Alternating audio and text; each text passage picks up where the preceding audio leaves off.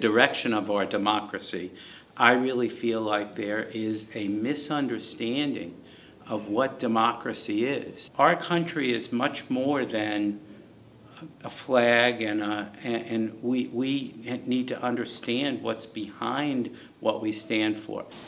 We need to protect our democracy as we must do so, because those of us who think that a strong man is going to be the answer to their problems, they do not know what they do not know.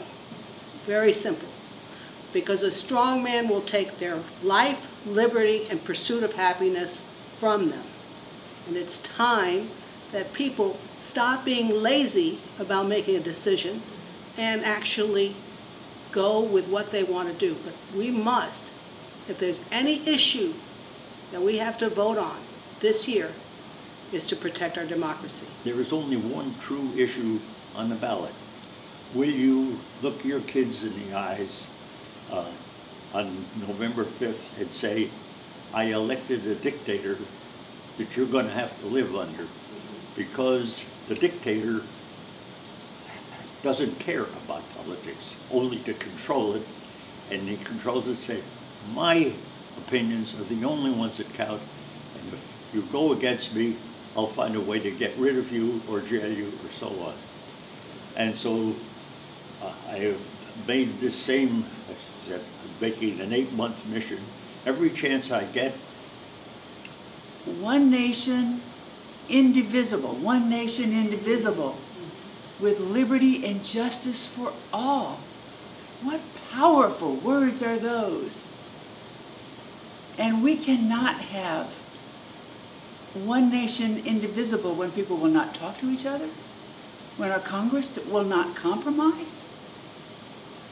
That is ridiculous, just ridiculous. And these people are reelected and reelected and reelected. And that gets with liberty and justice for all.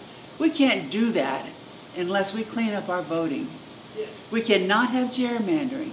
We cannot have voter suppression. And I think we're at the point where we must have ranked choice voting. That will bring us toward more moderates. And it will also, you know, if I'm running for election, I'm going to be careful about saying horrible things about someone who might be your first choice candidate because I want to be your second choice.